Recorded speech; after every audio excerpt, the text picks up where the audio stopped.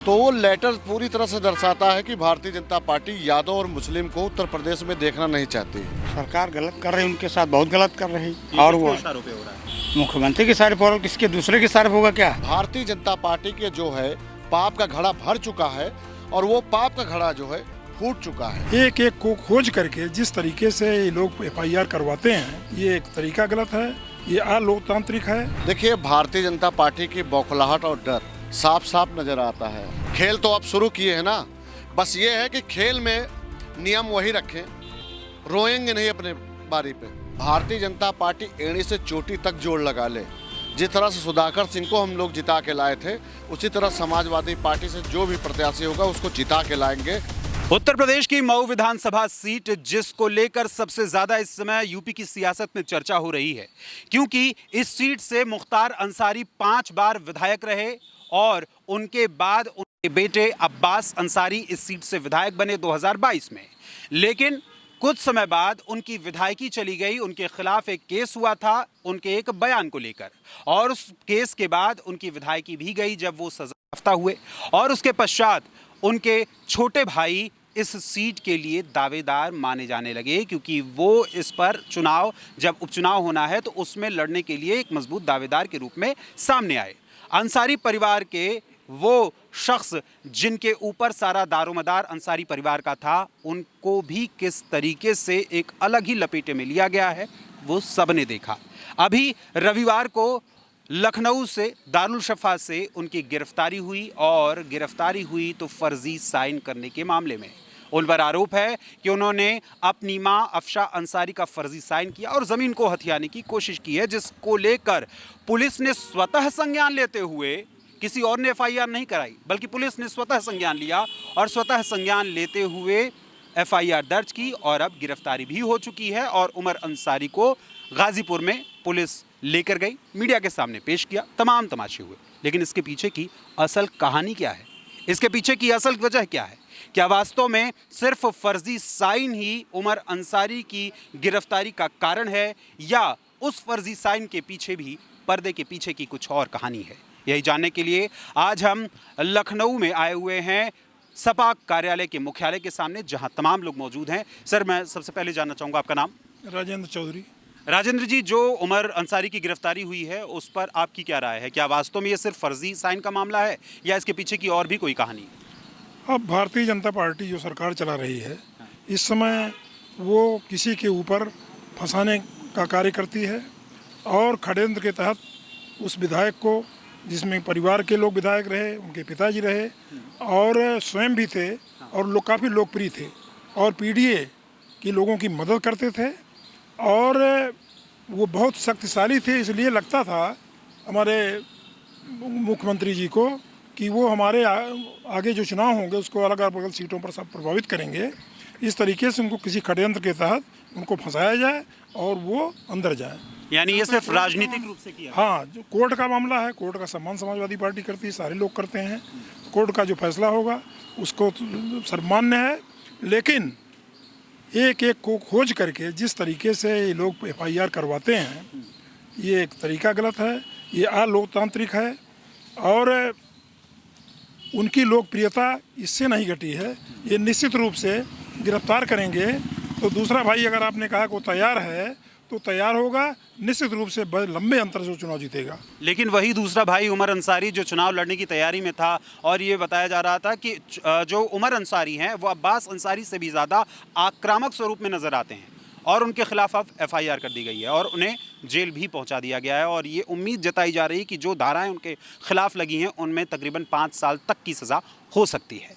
तो क्या वास्तव में ये मऊ विधानसभा सीट को सिर्फ एक अलग ही प्रकार से देखा जा रहा है, वहाँ पर उपचुनाव होने वाले हैं, उसके दृष्टिगत उमर अंसारी की गिरफ्तारी हुई है, या उमर अंसारी के पीछे की कहानी कोई और? अब इनकी जो भी नीयत हो उसके पीछे, अब उसको तो कौन जानता है, लेकिन कुछ षड्यंत्र का काम जरूर करेंगे ये, जहाँ से वो परिवार कमज़ोर हो और पार्टी कमज़ोर हो, ये उनका लक्ष्य है। यानी मूलतः देखा जाए तो ये आपके अनुसार ये सिर्फ और सिर्फ राजनीतिक द्वेष की भावना से किया गया है। आपका नाम? राम बालक यादव। तो वो सब तमाम चीज़ें जो प्रक्रम उठाए हैं उमर अंसारी से, क्या उसी की वजह से उमर अंसारी की गिरफ्तारी हुई? ऐसा कुछ नहीं, वो गलत आरोप लगाए जा रहे हैं और जो उनको फंसाया जा रहा है यानी फर्जी साइन का हाँ, ये जो गलत है सरासर निराधार गलत है सब। तो किस आधार पर आप कह रहे हैं कि गलत है, कैसे? आरोप लगा रहे, सरकार साजिश कर रही है, इसी के तहत उनको अंदर किया गया। और क्या, वो आदमी तो सम्मानित व्यक्ति हैं और मान सम्मान का हमेशा बना रहा है, ये हम तो कहते हैं। एक गलत योगी जी तो कहते हैं कि यूपी में सभी का सम्मान होता है, सबको कानून और जो भी न्याय की प्रक्रिया है उसी के अनुसार न्याय दिया जाता है। सरकार गलत कर रही है, उनके साथ बहुत गलत कर रही। ये और किसके वो इशारों पे हो रहा है? मुख्यमंत्री के सारे पर किसके दूसरे के सारे होगा क्या? आप भी बताइए। आप तो पत्रकार हैं, आप तो समझदार मास्टरमाइंड पढ़े लिखे हैं, अब बुद्धिजीवी भी कहे जाते हैं पत्रकार। क्या हम गलत कह रहे हैं क्या? यानी आपका सीधे सीधे कहना है कि ये मुख्यमंत्री जी के कहने पे ही सब कुछ खेल हो रहा है। भाई, इसमें उमर अंसारी की गिरफ्तारी के मामले में और भी ज़्यादा जो तरीके से लोग अलग अलग कहानियां बना रहे हैं और अलग अलग बातें कह रहे हैं, उसके पीछे की कहानी वास्तव में कुछ और है।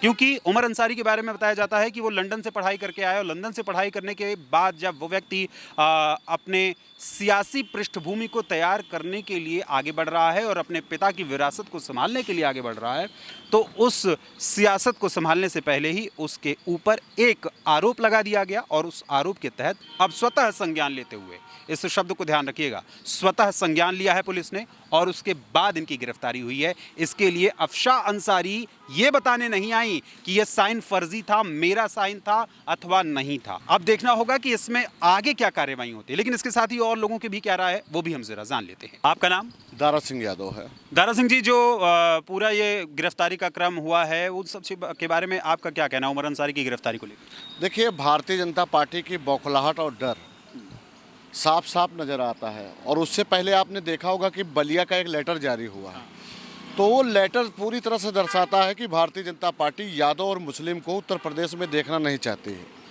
वो डर है उनके अंदर, खौफ है। 27 में सत्ता जाने वाली है उनकी। अभी आपने लोकसभा चुनाव में जो 37 सीटों का जो पीडीए के तहत हम लोग जीते हैं, भारतीय जनता पार्टी को 400 पार का जो नारा दिया था उसको रोक दिए हैं, उससे उनके अंदर बौखलाहट है। अभी ये क्या है, ये तो नमूना ये दिखा रहे हैं। आपने देखा होगा कि इन्होंने वोटरों पर रिवॉल्वर तक ताना, प्रधानों को धमकी दी, जिला पंचायतों को हड़काया। ये उपचुनाव की बात कर रहे हैं आप? हाँ, और फर्जी मुकदमे किए। भारतीय जनता पार्टी के जो है पाप का घड़ा भर चुका है और वो पाप का घड़ा जो है फूट चुका है। अब 27 में जो है ये जितने लफंगे टाइप के भारतीय जनता पार्टी के बयानजीबी और जो ये कार्रवाई करा रहे हैं, ये बख्शे नहीं जाएंगे। आप जेल पहुंचा रहे हो, हम ऐसी जगह पहुंचाएंगे जहां से याद करोगे कि जनता ने आपको आशीर्वाद दिया था अपने सेवा के लिए और आप भस्मासुर बन के उसी जनता और उस किसान को डसने का काम कर रहे हो। देखिए, मुख्तार अंसारी, उनकी मौत हो चुकी है, 5 बार के विधायक वहाँ से रहे मऊ से। उसके बाद उनका बेटा विधायक बना और अब वो सीट जब खाली हुई तो ये कोशिश थी, पूर्वांचल की अगर हम राजनीति पर नज़र डालें तो मऊ विधानसभा सीट बहुत ही महत्वपूर्ण विधानसभा सीट है, क्योंकि वहाँ पर कब्जा करने की कोशिश हर पार्टी करती है कि भाई हमारा कैंडिडेट जीते, लेकिन वो अंसारी परिवार के ही खेमे में रहा है सब कुछ।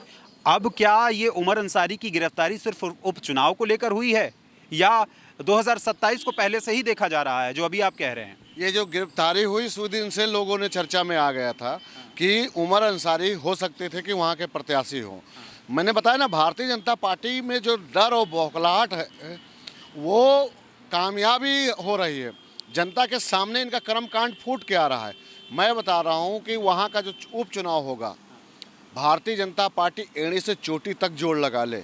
जिस तरह से सुधाकर सिंह को हम लोग जिता के लाए थे, उसी तरह समाजवादी पार्टी से जो भी प्रत्याशी होगा उसको जिता के लाएंगे। और भारतीय जनता पार्टी गलतफहमी ना पाले। अपराध चाहे जितना बढ़ जाए, एक दिन उसका अंत होता है। कपड़े बदल लेने से अपराधी का चोला नहीं बदल जाता है। अपराधी किसको कह रहे हैं? अब आप समझदार हैं और ये पूरी जनता समझती है कि क्योंकि आपने जो 2 शब्द इस्तेमाल किए, अपराधी और उसके साथ चोला शब्द इस्तेमाल किया, तो ये चोला और अपराधी का जो सामंजस्य है, ये असल में आप किसको इंगित कर रहे हैं?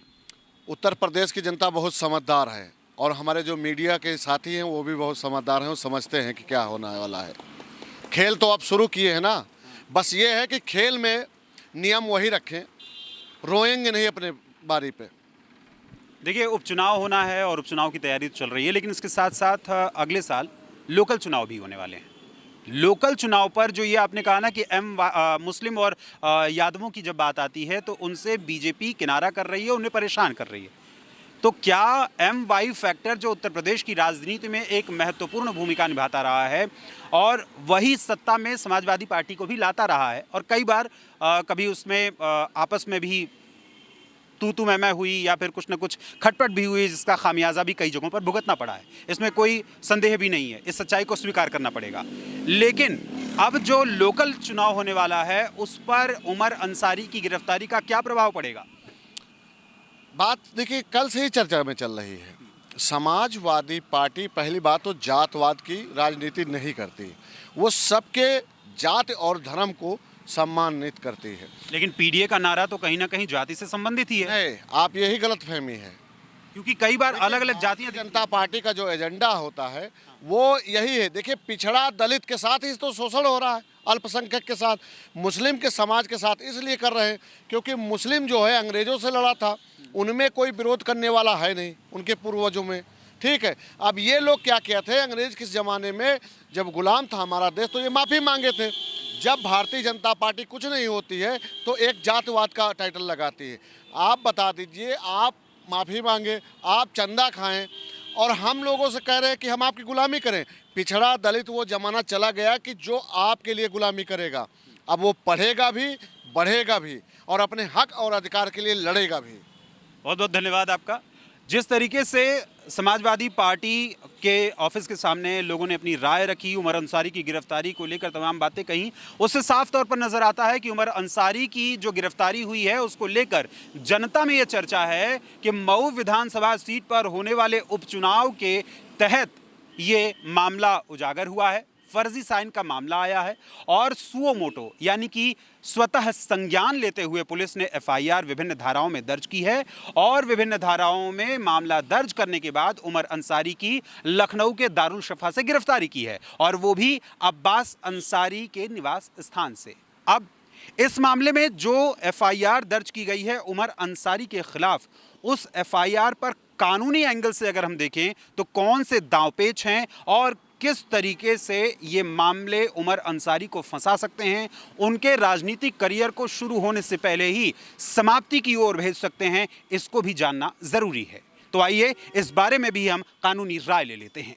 प्रैक्टिसिंग इन सुप्रीम कोर्ट, और आज जो आपने देखा कि यहाँ पे जो उमर अंसारी को जो अरेस्ट किया गया है, आप उसके बारे में मैं आपको बताना चाहता हूँ। लॉ पॉइंट ये है कि उमर अंसारी के पर जो एलिगेशंस है, जो फौज जो है सिग्नेचर करके अपनी माँ अफसा अंसारी का जो अभी तक फरार है, जिसमें ऊपर 50,000 का जो है इनामी राशि घोषित किया हुआ है सरकार के द्वारा, उस इनामी सरकार का जो 50,000 है उसके बावजूद उनके बेटे द्वारा साइन करवाए फॉर्स सिग्नेचर करके उस संपत्ति को अपने नाम पे जो करने की जो एलिगेशंस आए हैं, उस पे जो पुलिस ने अरेस्ट किया है वो सरासर सही है।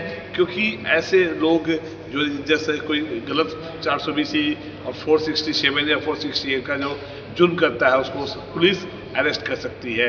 बट यहाँ पे एक अरनेश कुमार का वर्सेस स्टेट ऑफ बिहार का जो सुप्रीम कोर्ट का जजमेंट है, उसमें 7 साल से नीचे की यदि कोई सजा वाली यदि सेक्शंस हैं तो उसमें अरेस्ट किए बिना भी 41A का नोटिस देकर यदि वो भाग नहीं रहे हैं, क्योंकि जैसा देखा गया कि इसमें जो उमर अंसारी है, जब थाने में उनको बुलाया गया तो वो पूछताछ के लिए, तो उनको उसके बाद में उसको अरेस्ट किया गया है। इसका मतलब कि वो पूछताछ में सहयोग कर रहे थे। तो यहाँ पे अरनेश कुमार जजमेंट का बेनिफिट 41A का नोटिस जारी करके भी विदाउट अरेस्ट भी किया जा सकता था, लेकिन सरकार ने नहीं किया, क्योंकि इसके पीछे एक मंशा भी हो सकती है कि वो क्योंकि मऊ में बहुत उपचुनाव होने वाला है और वहाँ पे अंसारी परिवार के एक मजबूत नेता वहाँ उभर सकते थे। तो सत्ता एक ऐसी चीज़ है और कानून एक ऐसा चीज़ है, सत्ता हमेशा कानून को यूज़ करती है समय समय अनुसार, और सत्ता हमेशा कानून को, और कानून हमेशा नतमस्तक हो जाता है सत्ता के इस लालच में।